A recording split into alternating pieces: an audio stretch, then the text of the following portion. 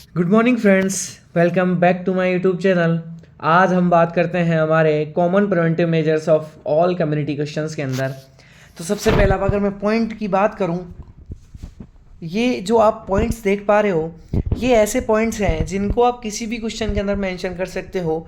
इसका साफ साफ सीधा सीधा मतलब ये होता है कि कोई भी क्वेश्चन आता है उसके अंदर हम प्रिवेंटिव मेजर्स के तौर पे हम वो चीज़ें लिख सकते हैं। सबसे पहला मैं पॉइंट की बात करूं तो सबसे पहले पॉइंट में हम बात करते हैं हेल्थ एजुकेशन की।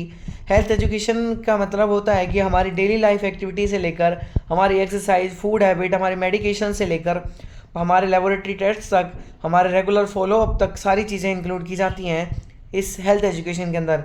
अब मैं पर्सनल हाइजीन की बात करूं, पर्सनल हाइजीन के अंदर हम देखते हैं, पर्सनल हाइजीन के अंदर हमारे बॉडी से लेकर हमारे आसपास के एनवायरनमेंट तक की सारी हाइजीन को मिलाकर हम उसे पर्सनल हाइजीन के अंदर चेंज करते हैं।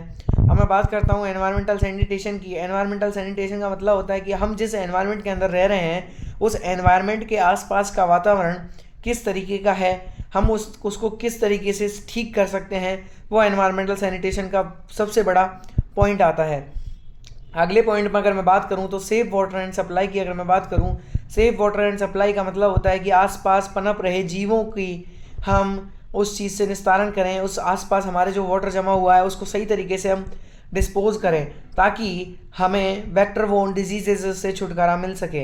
अब मैं बात करता हूँ proper waste disposal. Proper waste disposal की अगर मैं बात करूँ तो प्रॉपर वेस्ट डिस्पोजल के अंदर हम आप देख पा रहे हो कि प्रॉपर वेस्ट डिस्पोजल हम लैंड फिलिंग जो डिस्पोजेबल वेस्ट होता है उसको हम आसपास के हमारे जो हम जिस वातावरण में रहते हैं उसी जगह हम ज़्यादातर उसको पटक देते हैं। पटक देने का मतलब ये है कि हम उसी जगह उसका निस्तारण कर देते हैं। ये बहुत गलत चीज़ है। अगर हम उसको प्रॉपर डिस्पोजल नहीं करेंगे तो उससे क्या होगा कि कम्युनिकेबल डिजीजेज जो फैलने का बहुत ज़्यादा चांसेस होगा। तो ये सबसे महत्वपूर्ण पॉइंट है। अब मैं बात करता हूँ कि आपने देखा होगा कि 2020 से लेकर 2021 तक का काल जो कोरोना काल रहा है वो एक त्रासदीग्रस्त रहा है, जिसके अंदर सारी कंट्रियाँ बहुत ज़्यादा उससे त्रासदी से ग्रस्त रही थी। अब मैं बात करता हूँ इम्यूनाइजेशन एक वेरी इंपॉर्टेंट टॉपिक है अपने आप में, क्योंकि इम्यूनाइजेशन फर्स्ट सेमेस्टर से लेके और 8th सेमेस्टर तक बीएससी नर्सिंग और अन्य जो प्रोफेशनल कोर्सेज हैं मेडिकल के, उन सब के अंदर इम्यूनाइजेशन एक बहुत ही ज़्यादा इंपॉर्टेंट टॉपिक बना रहा है हमेशा से।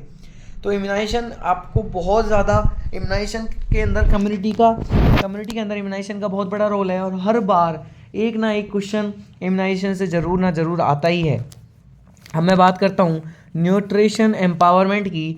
न्यूट्रिशन एम्पावरमेंट का मतलब होता है कि हम किसी भी चीज़ मतलब न्यूट्रिशनल वैल्यू, हम किसी भी एक स्टैंडर्ड पर न्यूट्रिशन वैल्यू फिक्स करते हैं किसी भी पर्टिकुलर कम्युनिटी की, वहाँ कितना न्यूट्रिशन उसको प्रोवाइड हो पा रहा है ताकि वो प्रोटीन, एनर्जी, माल न्यूट्रिशन, आयरन डिफिशियंसी, एनीमिया, इन जैसी चीज़ों से ग्रस्त ना हो पाए और एक प्रॉपर न्यूट्रिशन उस कम्युनिटी को मिल पाए। ये अपने आप में एक बहुत बड़ा पॉइंट है। अब मैं बात करता हूँ वेक्टर कंट्रोल की। वेक्टर कंट्रोल का मतलब है कि हमारे आसपास फैलने वाली जो बीमारियाँ हैं उनके कंट्रोल के बारे में, जो वेक्टर्स हैं, जो बीमारियों को जो वेक्टर्स अब डिजीज़ कम्युनिकेशन करते हैं उनके बारे में जो महत्वपूर्ण टॉपिक होता है वो वेक्टर कंट्रोलेशन होता है। अगला जो टॉपिक है उसके बारे में हम बात करते हैं अर्ली डिटेक्शन एंड स्क्रीनिंग की।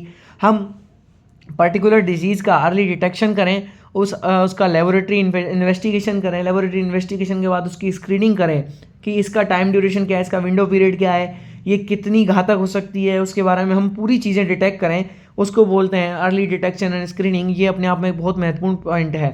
अब मैं बात करता हूँ डिजीज़ सर्विलेंस की। डिजीज़ सर्विलेंस मतलब सर्वे करें, हम पर्टिकुलर कम्युनिटी के अंदर जाकर हर चीज़ का सर्वे करें ताकि हमें पता चल पाए कि जो कम्युनिटी के पीपल्स हैं उनको पता चल पाए कि डिजीज़ इतनी घातक हो सकती है। आइसोलेशन एंड क्वारंटाइन की अगर मैं बात की जाए तो आइसोलेशन और क्वारंटाइन मतलब कोरोना काल के दौरान जो भी व्यक्ति कोरोना से ग्रसित था उसको आइसोलेट किया गया, उसको क्वारंटाइन किया गया ताकि अगला कोई भी पर्सन उससे ग्रसित ना हो पाए। अब मैं बात करता हूँ फूड हाइजीन की। Food hygiene is a very important topic and point in the preventive measures of community, because food hygiene के थ्रू हम बहुत सारी चीज़ें, हम अपनी पर्सनल हाइजीन चेंज कर सकते हैं, अपना एनवायरमेंटल सैनिटेशन चेंज कर सकते हैं, हम अपनी वाटर सप्लाई को सेव कर सकते हैं, इम्यूनाइजेशन के थ्रू हम बहुत सारी चीज़ों को कंट्रोल कर सकते हैं। ये एक अपने आप में बहुत महत्वपूर्ण पॉइंट्स हैं। बहुत सारे बच्चों के क्वेश्चंस आते हैं कि सर हम कुछ ऐसे पॉइंट्स बताइए हमें जो कि हम हर क्वेश्चन के अंदर मेंशन कर सकें। तो ये जो 12 पॉइंट्स हैं ये इतने महत्वपूर्ण पॉइंट्स हैं कि आप किसी भी क्वेश्चन जो कम्युनिटी के अंदर क्वेश्चन आता है, चाहे वो डिजीज़ प्रिवेंशन से हो, चाहे वो कम्युनिटी के अंदर किसी भी इम्यूनाइजेशन से हो, चाहे वो एपिडेमोलॉजी से रिलेटेड